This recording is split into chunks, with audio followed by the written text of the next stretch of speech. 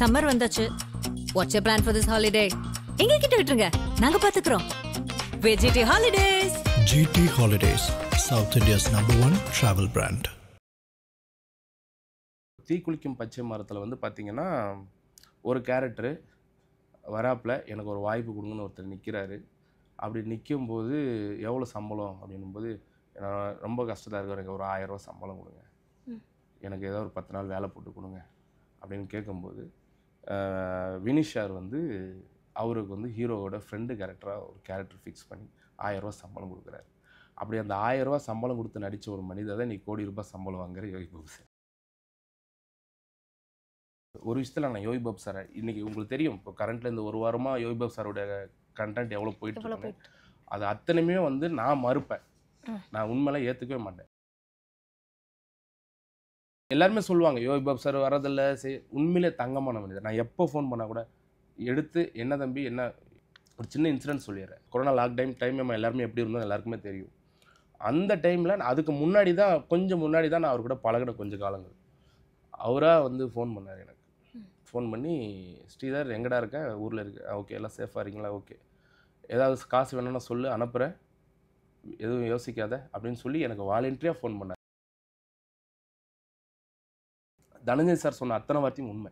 நீங்கள் ஒரு நாள் 2 நாள் வந்து நீங்கள் அவரை வந்து ஒரு கேமியோ ரோல் மாதிரி யூஸ் பண்ணிவிட்டு ப்ரொமோஷனுக்கு வரல ப்ரொமோஷன். ஏன்னா இன்றைக்கி தமிழ் சினிமாவில் எவ்வளோ பிஸியான ஒரு ஆர்டிஸ்ட்டாக இருக்காரு உங்களுக்கு எல்லாருக்குமே தெரியும், மீடியா நண்பர்கள் எல்லாருக்குமே தெரியும். அப்படின்னும்போது அவர் எந்த ஃபங்க்ஷன் போவார், எதுக்கு வருவார், நியாயமாக பார்த்தா அந்த மனசில் தூங்குறதே கிடையாது. அதுக்காக தான் கூப்பிட்டேன். சரி பிஸியாக இருக்காரு, ரிலீஸ் ப்ரொமோஷன் விஷயமா பேசலான்னு கூப்பிட்டுருந்தேன். ஆமாம் வந்திருந்தாங்க.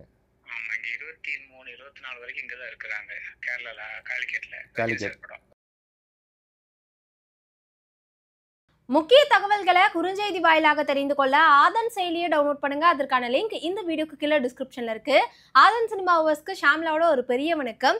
ஆதன் சினிமாவில் எப்பயுமே ஸ்பெஷலான கெஸ்ட்டை வந்து மீட் பண்ணி இன்டர்வியூ எடுப்போம். அந்த வகையில் இன்னைக்கு நம்ம கூட ஸ்ரீதர் சார் தான் இருக்கிறாரு. அவர்கிட்ட நிறைய விஷயங்களை வந்து பேச போறோம். வணக்கம் சார். வணக்கம், எப்படி இருக்கீங்க? நான் நல்லா இருக்கேன், நீங்க எப்படி இருக்கீங்க?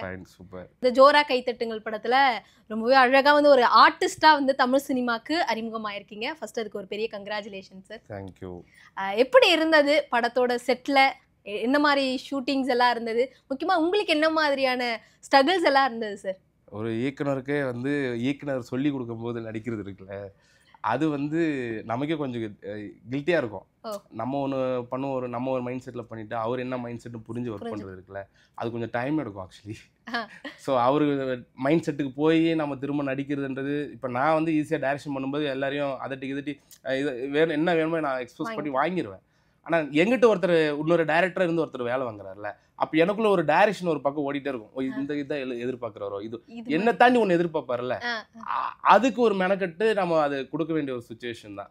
ஆனால் ரொம்ப நல்ல எக்ஸ்பீரியன்ஸ். யோகி பாபு அண்ணன் ஆகட்டும், அப்படி என்னோட நண்பர் வினிஷ் மில்லினம் டைரக்டரு, அவர் வந்து எனக்கு ஒரு 9 வருட நண்பர்.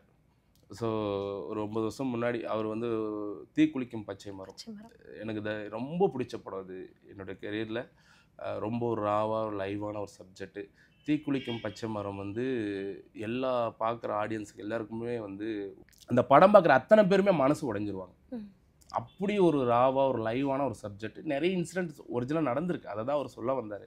ஸோ அந்த டைமில் அந்த படம் கொண்டாட வேண்டிய ஒரு படம். ஆனால் நிறைய பேர் பத்திரிக்கை, உண்மையிலே சொல்கிறேன், மீடியா நண்பர்கள் பத்திரிக்கை நண்பர்கள் அத்தனை பேருமே கொண்டாடினாங்க அந்த படத்தை. ஆனால் மக்கள் அது வந்து ஏதோ ஒரு இடத்துல தவற விட்டாங்க. இன்றைக்கி அந்த படம் வந்து பார்க்குறவங்களுக்கு இன்றைக்கி அந்த படம் புரியும்.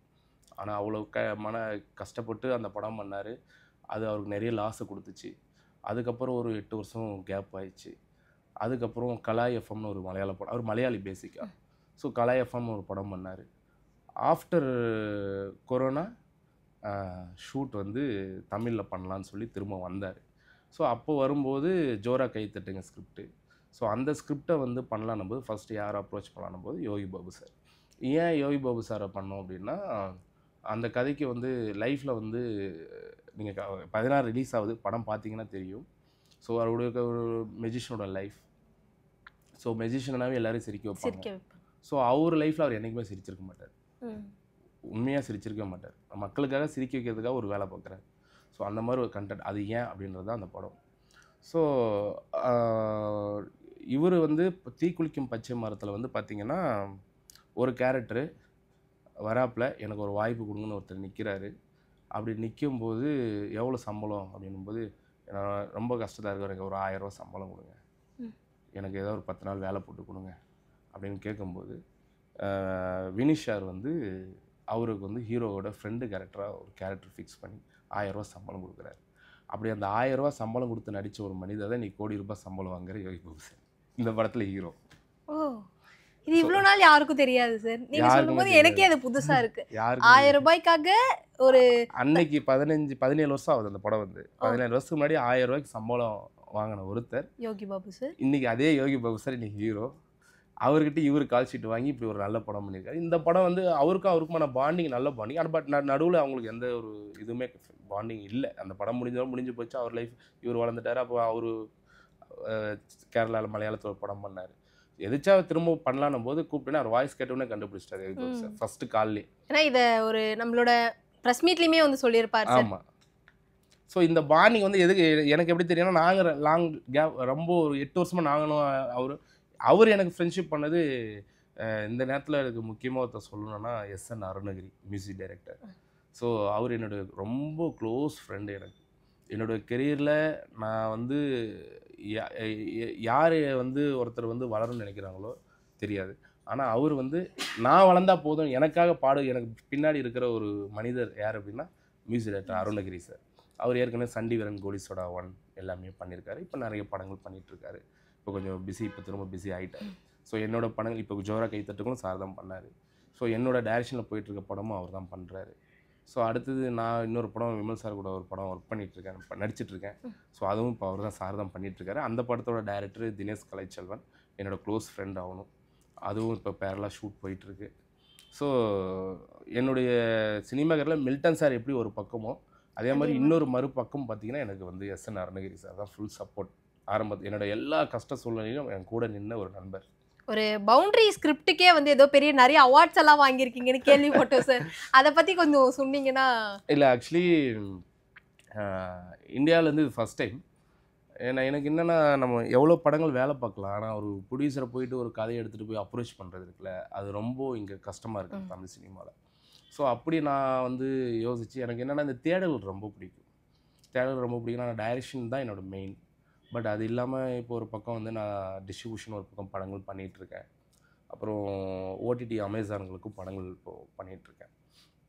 பிஸ்னஸாக வந்து இங்கே என்ன பிரச்சனை, நம்ம படம் எடுத்துடுறோம், அந்த படம் வந்து எங்கே போய் நிற்கிறோம் அப்படின்னா நாளைக்கு பிஸ்னஸாக தெரியாமல் போய் நிற்கிறோம்ல, அந்த இடத்த நான் வந்து தெரிஞ்சுக்கணும்னு ஆசைப்பட்டு ஒரு 2-3 இயர்ஸாக வந்து நான் அதுக்குன்னு ஃபீல்டு ஒர்க் தனியாக பண்ணேன். ஸோ அப்படி கற்றுக்கிட்டு தான் இப்போது உங்கள் முன்னாடி உட்காந்துருக்கேன். ஸோ இப்போ நிறைய படங்கள், சின்ன படங்கள் தான் நான் மெயினாக வந்து ஓடிடியெல்லாம் நான் பெரிய படங்கள் எங்கள் பக்கம் போகிறதில்ல. ஏன்னா இன்றைக்கி பெரிய படங்கள் பண்ணுறதுக்கு நிறைய பேர் இருக்காங்க. சின்ன படங்கள் அவங்கள தூக்கி விடுறதுக்கு யாருமே இல்லை. அப்படி ஒரு பிளாட்ஃபார்மாக தான் வந்து இப்போ சின்ன படங்கள் தான் அமேசானில் இப்போ நான் பண்ணிகிட்டு இருக்கேன். அவங்களுக்கு தான் நான் என்னோடய ஃபோக்கஸாக இருக்குது. ஏன்னா நம்ம அந்த இடத்துலேருந்து வந்ததுனால தெரியும் நமக்கு. ஸோ முழுக்க சின்ன படங்களோட ஓடிடி ஆதரவு வந்து நான் கொடுத்துட்ருக்கேன் என்னோடய எஸ்ஜிஆர் ஃபிலிம் ஃபேக்ட்ரி சார்பாக. ஸோ அது ஒரு பக்கம் போயிட்டுருக்கு. ஸோ எனக்கு என்னென்னா, அசிஸ்டன்ட் டைரக்டராக ஒருத்தர் வந்து ஒரு பவுண்டட் ஸ்கிரிப்ட் கொடுக்குறோம். அந்த பவுண்டட் ஸ்கிரிப்ட் வந்து அந்த ப்ரொடியூசர்கிட்ட நம்ம ஒரே ஆள் அப்படின்றது சொல்ல முடியாது. ஏன்னா அவர் நிறைய பேர் ஃபாலோ பண்ணுவாங்க. ஸோ அப்போ வந்து என்ன ஆகுதுன்னா, ஒரு ப்ரொடியூசர் அப்ரோச் பண்ணி அவங்கள ஓகே பண்ணி படம் பண்ணுறதுக்குள்ளே அவங்க லைஃப் எங்கேயோ போய் முடிஞ்சிருக்கு. ஸோ நான் அந்த இடத்துல என்ன நினச்சேன்னா, ஒரு அசிஸ்டன்ட் டைரக்டருக்கு ஒரு தனி பிளாட்ஃபார்ம் ஓப்பன் ஆகணும், ஒரு வே ஓப்பன் பண்ணணும் அப்படின்னு சொல்லிட்டு நான் என்னோடய தேடல்களில் இருந்த ஒரு விஷயம் தான் அந்த விஷயம். ஸோ நான் இப்போ நான் பண்ண நரகன்னு ஒரு படம், அது அடுத்த மாதம் ரிலீஸில் இருக்குது, டைரக்ஷன் பண்ணியிருக்கேன். அந்த ஸ்கிரிப்டை வந்து பவுண்டட் பண்ண ஸ்கிரிப்டை வேர்ல்டு ஃபெஸ்டிவல் பண்ணேன். வேர்ல்டு ஃபெஸ்டிவலில் எங்கெல்லாம் நடக்குதோ, இந்தியாவில் இதுதான் நம்ம தான் ஃபஸ்ட் டைம். ஸோ எங்கெல்லாம் வேர்ல்டு ஃபெஸ்டிவலாக நடக்குதோ அங்கெல்லாம் வேர்ல்டு ஃபெஸ்டிவல் தனியாக பவுண்டடுக்குன்னு ஒரு பிளாட்ஃபார்ம் இருக்குன்றது நிறைய பேருக்கு தெரியாது இந்தியாவில். ஸோ அதை நான் வந்து அந்த ரெகக்னேஷன் கண்டுபிடிச்சி நான் அனௌன்ஸ் பண்ணேன். அதில் ஒரு 14 இன்டர்நேஷ்னல் அவார்டு கிடச்சிது. The best story, best writer, best feature of film, best feature director. So எல்லாமே எனக்கு ஒரு படம் பண்ணுறது முன்னாடியே எனக்கு எல்லா அவார்டும் கிடச்சி. எனக்கு இன்னும் அது வந்து என்னோடய அடுத்த தேடலுக்கு இன்னும் ஊக்கமாக இருக்கும். ஸோ அப்படி அந்த படம் முடிச்ச உடனே தான் எனக்கு ஒரு ப்ரொடியூசர் வந்தார், உடனே படம் பண்ணேன். இதே நான் பவுண்டட் எடுத்துகிட்டு போய் தான் இன்னும் எத்தனை நாள் அலைஞ்சிருக்குன்னு தெரியாது. ஸோ நான் பண்ணது எனக்குன்னு நான் பண்ணதே கிடையாது. ஃபியூச்சர் நம்மளை மாதிரி இருக்க அசிஸ்டன்ட் டைரக்டருக்கு ஒரு வேவாக இருக்கணும், ஓப்பனாக இருக்கணும் இந்த மாதிரி ஒரு பிளாட்ஃபார்ம் அப்படின்னு சொல்லிட்டு அவங்களுக்காக ஒரு கிரியேட் பண்ணணும்னு நினச்சி நான் ஒரு விஷயம் பண்ணேன். அது நல்லபடியாக எனக்கு அது ஓப்பன் ஆச்சு. ஸோ ஃபியூச்சர் கண்டிப்பாக ஒரு அசிஸ்டன்ட் டைரக்டர்ஸ் எல்லாருக்குமே நாளைக்கு ஒரு ப்ரொடியூசர் அப்ரோச் பண்ணுறதுக்கு முன்னாடி அவன் ஒரு 4 அவார்டு ஜெயிச்சுட்டு போய் உட்காரத்துக்கும் இண்டிவிஜுவலாக ஒரு பவுண்டட் ஸ்கிரிப்ட் எடுத்துகிட்டு போய் உட்காரத்துக்கும் நிறைய டிஃப்ரெண்ட் இருக்குல்ல. அந்த பிளாட்ஃபார்மை நான் ஓப்பன் பண்ணி கொடுத்துருக்கேன் நீங்கள் அசிஸ்டன்ட் டைரக்டருக்காக. இதுதான் ஆதன் மீடியாவில் ஃபஸ்ட் டைம் சொல்கிறேன். இது ஃபியூச்சர் சொல்லான் இருந்த அந்த படம் வரும்போது இந்த இன்டர்வியூல தான் மொதல் வாட்டி சொல்கிறேன் இந்த விஷயத்த. கண்டிப்பாக சார். இன்னுமே நீங்கள் அடுத்தடுத்து நிறைய உயரங்களை தொடணும் அப்படின்னு நினைக்கிறேன். முக்கியமாக வந்து இப்போ இந்த தமிழ் இண்டஸ்ட்ரியில் நிறைய விதமான பேச்சு பொருட்கள் வந்து அதிகமாக நம்ம நிறைய பேசுகிறத கேள்விப்படுறோம் சார். இந்த சம்பள பிரச்சனை அப்படிங்கிறது எங்கே போனாலும் வந்து இவர் சம்பளம் தர மாட்டுறாரு, இவர் சம்பளம் தர மாட்டுறாரு அப்படின்ற மாதிரி நிறைய விஷயங்களை கேள்விப்படுறோம். நீங்கள் இந்த சினிமா இண்டஸ்ட்ரியில் இருக்கீங்க, உங்களுக்கு நிறைய விதமான நாலேஜஸ் இருக்கும். ஸோ நீங்கள் அதை எப்படி பார்க்குறீங்க சார்? அதாவது சம்பள பிரச்சனைன்றது எல்லாருமே ஒரு ப்ரொடியூசர் அடிப்படையாக வந்து பார்த்தீங்கன்னா யாருமே இங்கே பணம் வச்சுட்டு படம் பண்ணவே கிடையாது. அது யாராக இருந்தாலும் கொஞ்சோண்டு அமௌண்ட் வச்சுருப்பாங்க, மீது ரொட்டேஷன் பண்ணுவாங்க, இல்லை வட்டிக்கு வாங்குவாங்க. ஸோ இப்படி ஒரு ட்ராவல் தான் தமிழ் சினிமா இன்றைக்கி வரைக்கும் பண்ணிகிட்ருக்கோம். இன்றைக்கி இருக்கிற சூழ்நிலை எனக்கு இந்த விஷயத்தில் ஒரு விஷயத்தில் நான் யோகி பாபு சாரை இன்றைக்கி உங்களுக்கு தெரியும், இப்போ கரண்ட்டில் இந்த ஒரு வாரமாக யோகி பாபு சாரோட கண்டென்ட் எவ்வளோ போயிட்டு அது அத்தனையுமே வந்து நான் மறுப்பேன். நான் உண்மையில ஏற்றுக்கவே மாட்டேன். ஏன்னா யோகி பாபு சார் கூட நான் ஒர்க் பண்ணது வந்து ஒரு 15-20 நாள் தான் ஒர்க் பண்ணியிருக்கேன். ஆனால் அவரோட கேரக்டர் நான் சொல்கிறேன் கேளுங்க. இதே வினிஷ்காக, இதே என்னோடய டைரக்டர் வினிஷ் சாருக்காக ஏன்னா ஏற்கனவே லாஸ் ஆன ஒரு டைரக்டரு எனக்கு நான் கஷ்டப்படும் போது 1000 ரூபா சம்பளம் கொடுத்தாரு. இன்றைக்கி நான் நல்லா இருக்கும்போது எங்கிட்ட அவர் வந்து ஒரு படம் பண்ணி கொடுங்கன்னு கேட்குறாரு. அவர் கஷ்டத்தை போக்குறதுக்கு மட்டும்தான் இந்த படம் பண்ணணும்னு அவர் வந்தார். அப்படி ஒரு ஆக சிறந்த மனிதர் அவர். இன்னொரு விஷயம், எல்லாருமே சொல்லுவாங்க யோகி பாபு சார் வரதில்லை, உண்மையிலே தங்கமான மனிதர். நான் எப்போ ஃபோன் பண்ணால் கூட எடுத்து என்ன தம்பி என்ன, நீங்கள் நம்ப மாட்டீங்க, நான் கொரோனா எனக்கு அவர் அதுக்கு முன்னாடியே தெரியும். ஒரு சின்ன இன்சிடென்ட் சொல்லிடுறேன். இந்த படங்கள் நாங்கள் பண்ணவே இல்லை. நான் சொல்கிறது கொரோனா டைமில், கொரோனா டைம் நம்ம எல்லாருமே எப்படி இருந்தோம் எல்லாருக்குமே தெரியும். அந்த டைமில் அதுக்கு முன்னாடி தான் கொஞ்சம் முன்னாடி தான் நான் அவர் கூட பழகின கொஞ்சம் காலங்கள். அவராக வந்து ஃபோன் பண்ணார் எனக்கு. ஃபோன் பண்ணி ஸ்ரீதர் எங்கடா இருக்க, ஊரில் இருக்கு, ஓகே எல்லாம் சேஃபாக இருக்கீங்களா, ஓகே ஏதாவது காசு வேணும்னா சொல்லு அனுப்புகிறேன், எதுவும் யோசிக்காத அப்படின்னு சொல்லி எனக்கு வாலண்டியாக ஃபோன் பண்ணார். எதனா வேணும்னா நான் கேட்குறேண்ணே. அந்த மாதிரி எனக்கு மட்டுமே இல்லை, அவர் சர்க்கிள் அத்தனை பேருக்குமே அவர் பண்ணார். பண்ணது யாருமே சொல்ல மாட்டாங்க. இங்கே ஒரு பிரச்சனைன்னு வரும்போது மட்டும்தான் வெடிக்கிறத தவிர ஒருத்தர் நல்லது பண்ணுறதை பற்றி யாருமே பேச மாட்டாங்க. அதே மாதிரி யோகி பாபு சாரை பொறுத்த வரைக்கும் உண்மையாக சொல்கிறேன் நான், இப்போ நம்ம யோகி பாபு சார் மேலே வந்து கோவப்படுறதுக்கு சண்டை போடுறதுக்குலாம் ஒன்றுமே கிடையாது. இவங்க ஒரு கான்ட்ரவர்சி உருவாக்கிட்டு இருக்காங்க. அதெல்லாம் முழுக்க நான் மறுப்பேன். காரணம் என்னென்னா, அன்றைக்கி ஆடியோ லஞ்சில் சொன்ன மாதிரி தான் ஆக்சுவலி அந்த கருத்தை நான் சொல்லியிருக்கணும். சரி, தனஞ்சய் சார் அது ஃபுல்லாக சொன்னதுனால நான் அன்றைக்கி பேசலை. தனஞ்சய் சார் சொன்ன அத்தனை வார்த்தையும் உண்மை. நீங்கள் ஒரு நாள் 2 நாள் வந்து நீங்கள் அவரை வந்து ஒரு கேமியோ ரோல் மாதிரி யூஸ் பண்ணிவிட்டு ப்ரொமோஷனுக்கு வரல ப்ரொமோஷன். ஏன்னா இன்றைக்கி தமிழ் சினிமாவில் எவ்வளோ பிஸியான ஒரு ஆர்டிஸ்ட்டாக இருக்காரு உங்களுக்கு எல்லாருக்குமே தெரியும், மீடியா நண்பர்கள் எல்லாருக்குமே தெரியும். அப்படின்னும்போது அவர் எந்த ஃபங்க்ஷன் போவார், எதுக்கு வருவார், நியாயமாக பார்த்தா அந்த மனசில் தூங்குறதே கிடையாது, தூக்கம் கிடையாது. எல்லாருக்கும் காசு பணம் வருது ஒரு பக்கம், ஆனால் நிம்மதியான ஒரு வாழ்க்கை வாழ்றான்னு சத்தியமாக அவர் போய் கேளுங்க, சத்தியமாக இருக்குமாது. கமிட்மெண்ட்ஸ் ஓடிக்கிட்டே இருக்காரு. நானே பார்த்துருக்கேன், நீங்கள் நம்ப மாட்டீங்க. நான் வந்து மூணாறு ஷூட் போகும்போது மூணாறும் தேனியும் எவ்வளோ டிஸ்டன்ஸ்னு தெரியும். பகல் ஃபுல்லாக ஷூட்டுக்கு கீழே மூணாறு கோழிப்பண்ணை செல்லதூர். திரும்ப அங்கே ஷூட் 6 மணிக்கு முடிச்சுட்டு நைட் ஷூட்டு இங்கே மலைக்கு வருவார், மூணாருக்கு வருவார். திரும்ப விடிய காலில் ஷூட்டை முடிச்சுட்டு திரும்ப கீழே போவார். அப்போ எந்த கேப்பில் அவர் தூங்குவார் சொல்லுங்கள்? அந்த காரி ரன்னிங் டைமில் தான் 2 மணி நேரம் தூங்குவார். இப்படி ஒர்க் பண்ணுற ஒரு மனிதர். அவரை பற்றி எதுவுமே தெரியாமல் யாரோ ஒருத்தர் சொல்கிறாங்கிறது மீதி இருக்கிற 100 பேரும் பேசவே கூடாதுல்ல. அது ரொம்ப தவறு. என்ன கேட்டால் யோகி பாபு சாரை வந்து பேசுறதுக்கு யாருக்குமே எந்த ரைட்ஸுமே கிடையாது. அவரே கிடையாது, எந்த சக நடிகரும். ஒருத்தர் வந்து ஒரு பிரச்சனைனா இப்போ அன்னைக்கு அவ்வளோ பேசுனாங்க ஆடியோ லஞ்சில் பார்த்தீங்க. அதுக்கு அடுத்தது வந்து அவங்க மறுப்பு தெரிவித்து ஒரு வீடியோ போடுறாங்க, யோகி பாபு ரொம்ப நல்லவர். அன்றைக்கே நீ அங்கே ஸ்டேஜில் சொல்லியிருக்கலாம். அன்றைக்கி இயக்குனர் பேசுகிறாரு, அந்த ஹீரோவாக பண்ணவர், அவர் யோகி பாபு சார் தெளிவாக சொன்னாங்க, என்கிட்ட தம்பி ஒர்க் பண்ணால் 2 நாள் நடிச்சு கொடுத்தா 2 நாள் நடிச்சிருக்காரு. அந்த 2 நாளுக்காக அவர் ப்ரொமோஷன் வரணும்னு எதிர்பார்க்கறது எந்த வித நியாயம்? அதில் அவர் ஒரு விஷயத்தையுமே முன்னெடுத்து வச்சிருப்பார் சார். 7 லட்ச ரூபாய் கொடுத்தா அவர் ப்ரமோஷனுக்கு வருவார் அப்படின்ட்டு. அதுக்கு யோகி பாபு சாருமே நெத்தி பொட்டில் அடிக்கிற மாதிரி பேசாமல், நான் ஒன்றும் நேற்றுக்கு இன்னைக்கு வரல ஏதாவது பேசுறதுக்கு அப்படின்ட்டு அந்த வீடியோவுமே நிறைய பேர் வைரல் ஆக்கியிருந்தாங்கன்னு நினைக்கிறேன் சார். இருந்தது. அதான் சொல்கிறேன், 7 லட்ச ரூபானா அவருக்கு கொடுக்க வேண்டிய காசாக இருந்திருக்கலாம். அவருக்கு இப்போ நான் வேலை பார்க்குறேன், எனக்கு ஒரு 1000 ரூபா சம்பளம் வரல, நான் நியாயமாக தானே கேட்பேன் உங்ககிட்ட. அதே அவர் கேட்குறாரு. அது 7 லட்ச ரூபா அதில் வரணுமா எனக்கு தெரியாது. பட் 7 லட்ச ரூபா கேட்குறான்ற அந்த படத்துக்கு இருக்காது. ஆனால் அங்கே வந்து நீங்கள் பார்த்தீங்கன்னா தெரியும், அந்த ஆடியோ லஞ்சில் பேசினவருக்கும் அந்த ஃபங்க்ஷன் நடத்துறவங்களுக்கு யாருக்குமே எந்த சம்மந்தமே இல்லை. சம்மந்தமே இல்லாத ஒருத்தர் வந்து பேசுறாரு உள்ள. அது ஏன் அந்த அளவுக்கு ஃபோக்கஸ் பண்ணாங்கன்னு எனக்கு தெரியல. அது கேட்டிருக்கும். நீங்கள் மீடியா நம்பர்கள் அவ்வளோ தூரம் கேட்டிருந்தா இந்த அளவுக்கு கான்ட்ரவர்சி கிடையாது அது. பட் யோகி பாபு சார் நான் சொல்கிறேனே ஒரு விஷயம் சொல்கிறேங்க. எந்த அளவுக்கு ஆக சிறந்த மனிதன் நான் சொல்கிறேன்னா, படம் காப்பி ரெடி ஆயிடுச்சு. காப்பி ரெடி ஆகி தானு சார் ஃபஸ்ட்டு படம் பார்க்குறாரு. ஜோரா கை தட்டுங்க. படம் பார்த்துட்டு அதுக்கப்புறம் யோகி பாபு சாரும் படம் பார்க்குறாரு. பார்த்துட்டு நீங்கள் நம்ப மாட்டீங்க, ஒரு ஆர்டிஸ்டாக அவர் சொன்ன மொதல் விஷயம், நீங்கள் திரும்ப 2 நாள் ஷூட் போங்க. அவங்ககிட்ட என்னோட டைரக்டர்கிட்டையும் என்னோட ப்ரொடியூசர் ஜாபர் அலி அவர்கிட்டையும் ஃபண்டிங் கிடையாது. அவர் சொன்ன ஒரே வார்த்தை என்ன தெரியுங்களா? சம்பளமே இல்லாமல் நான் நடிக்கிறேன், 2 நாள் நீங்கள் ஷூட் போங்க, நான் வந்து பண்ணித்தரேன். எனக்கு அடிஷ்னலாக சீன் வைக்க சொன்னார். என் மேலே ஃபோக்கஸ் பண்ணாங்க. அந்த 2 நாள் எனக்கு சீன் எடுத்தாங்க. என் கூட காம்பினேஷன். அவருக்கு 2 நாள் ஃப்ரீயாக வந்து நடிச்சு கொடுத்தாரு யோகி பாபு சார். அவர் காசுப்படுற மனிதராக இருந்தால் ஏன் வரப்போறாரு? எனக்கு நான் இவ்வளோ காசு கூட நான் வந்து 2 நாள் நடிச்சு கொடுத்துரு. அந்த 2 நாள் வெளி கமிட்மெண்ட் இருந்தால் அவர் கமிட்மெண்ட் அவருக்கான காசு வந்திருக்கும்ல. அந்த 2 நாள் எங்களுக்கு ஏன் கொடுக்குறாரு? அதுதானே சப்போர்ட்டு. அதனால எல்லாமே ஒன்றுமே தெரியாமல் பேசுகிற இந்த மனிதர்கள் இருக்காங்களே, அது யாரோ ஒருத்தர் தெரிஞ்சுட்டு அவங்க வரைக்கும் பேசினா பரவாயில்ல. ஒருத்தர் சொல்கிறது இந்த காதில் வாங்கிட்டு இந்த காதுலேருந்து இந்த காதில் 100 பேர் பேசுறது இருக்குல்ல, அது ரொம்ப தவறுன்னு நான் நினைக்கிறேன். தயவு செஞ்சு இதுக்கு மேலேயாவது இந்த மாதிரி சம்பள பிரச்சனைகளை எதுவுமே தெரியாமல் ஒருத்தர் வந்து, ஏன்னா ரொம்ப கஷ்டப்பட்டு வந்தவர் யோகி பாபு சார். யோகி பாபு சார் இல்லை, எல்லாருமே தான் கஷ்டப்பட்டு வரும். அது வந்து ஒரு செகண்டில் ஸ்பாயில் பண்ணும்போது அவங்க யாராக இருந்தாலும் அவங்க எல்லாத்தையும் கெடுத்த மாதிரி ஆகிடும். லைஃபே எதுக்கடா அதை 10 வருஷம் வாழ்ந்தோம். காசு இன்னைக்கு அவர் இல்லையா சொல்லுங்கள்? காசு இன்னைக்கு வரைக்கும் அவர் சம்பாரிச்ச காசு அவருக்கு போதாதான். ஆனால் அதை தாண்டி எதுக்காக ஓடிட்டு இருக்காரு? அதுதானே அவருக்கு விரும்பி வந்த லைஃப். இது சினிமா தவிர ஒரு தொழில் தெரியாது. நிம்மதியாக வாழ விட்டவே இங்கே பிரச்சனை இல்லை. இங்கே நிறைய பேர் வந்து ஓப்பனாக சொல்ல போனால் நிறைய பேர் வாழ விட மாட்டாங்க. அதுதான் பிரச்சனை. அதில் யாருக்கு எந்த லாபம் இருக்குன்னே தெரியல எனக்கு. அவங்கவுங்க சாப்பிட்றது, அவங்கவுங்க வாழ்க்கை, அவங்கவுங்க குடும்பம், அவங்கவுங்க தான் ஓடுறோம். கண்டிப்பா சார். இதில் இன்னொருத்தரை டீபால்ட் பண்ணி இன்னொருத்தர் வந்து லைஃப்பை பேசி அவங்கள பற்றி பேசுகிற டைம் இவங்களை பற்றி யோசிச்சா குடும்பமாக நல்லா இருக்கும். அது நிறைய பேர் புரிய மாட்டேங்குது. இப்போ ஜோரா கைத்தட்டுவோம் படத்துல வந்து ஒரு இந்த படத்தோட ட்ரைலர் பார்த்திருந்தேன் சார். அதுல வந்து நீங்க ஒரு சீன்ல வந்து யோகி பாபு சாரோட தலையில வந்து ஒரு பாட்டில போட்டு உடைப்பீங்க. அந்த சீனை பத்தி சொல்லுங்க சார். ஏன்னா வந்து நீங்க வந்து சாரிலாம் கேட்டீங்க மேடையில நின்று. அப்ப வந்து யோகி பாபு சார் பரவாயில்ல விடண்டா நீ வேற ஏண்டா அப்படிங்கிற மாதிரி ரியாக்ஷன் எல்லாம் கொடுத்திருந்தாரு. ஆக்சுவலி நைட் ஷூட் அது. எனக்கும் யோகி பாபுனாக்கும் மேக்ஸிமம் கொஞ்சம் நைட் சீக்வன்ஸ் கொஞ்சம் நிறைய இருக்கும். படம் த்ரூஅவுட் வந்து என்னுடைய கேரக்டர் நான் சொல்ல விரும்பலை. அது இப்போ வரைக்கும் ரிவீல் பண்ணலை. அவர் பெருசாக படம் பார்த்தீங்கன்னா இது ட்ரைலர் பார்த்தீங்கன்னா தெரியும், பெருசாக ரிவீல் பண்ணிக்க மாட்டேன் என்னோடய கேரக்டர். ஏன்னா இந்த கதையோட கண்டென்ட் ஓவரலாக கண்டென்ட்டு என்னோட கண்டென்ட்டுக்குள்ளே தான் இருக்குது, அந்த கதைக்குள்ளே தான் இருக்குது, என்னோடய கேரக்டருக்குள்ளே தான் இருக்குது.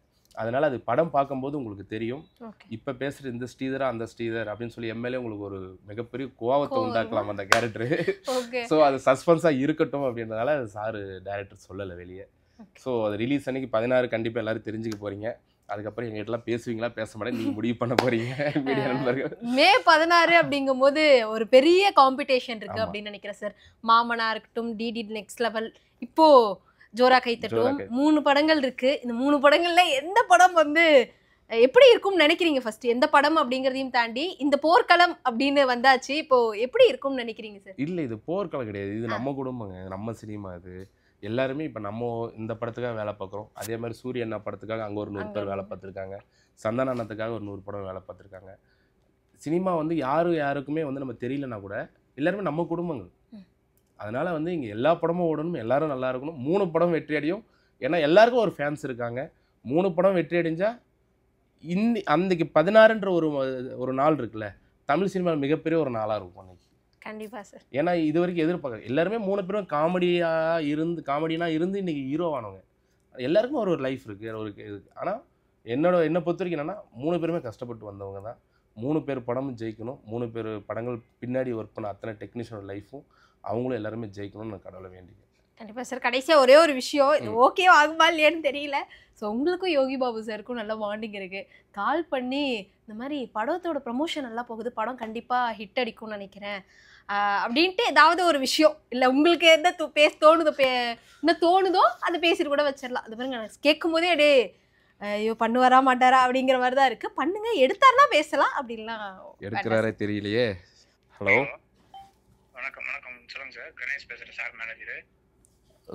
சார் இல்லைங்களா? சார் இங்கே சார் ஜெயிலர் 2 ஷூட்டிங்கில் இருக்காங்க, ஷார்ட்டில் இருக்காங்க. ஷார்ட்டில் இருக்குங்களா? ஆமாம். சரி, ஓகே. யார் சொல்லுங்கள் சார். இல்லை சார்கிட்ட பேசணும், சரிங்க. அதுக்காக தான் கூப்பிட்டேன். சரி பிஸியாக இருக்காரு, ஆமாம் ஆமாம், ஷார்ட்ல இருக்காங்க. ரிலீஸ் ப்ரொமோஷன் விஷயமா பேசலான்னு கூப்பிட்டுருந்தேன். Okay okay. அன்னைக்கு வந்துட்டு வந்தாங்களா ஆடியோ இதுக்கு? ஆமாம் வந்திருந்தாங்க. ஆமாம், இங்கே 23 24 வரைக்கும் இங்கே தான் இருக்கிறாங்க, கேரளாவில் காலிக்கேட்டில். காலிக்கேட். ஓகே. Thank you Ganesh bro. நன்றி. உங்களுக்கு பெரிய நன்றி சார். ஜெயிலர் 2ல ரொம்ப பிஸியா இருக்காராம் சார்.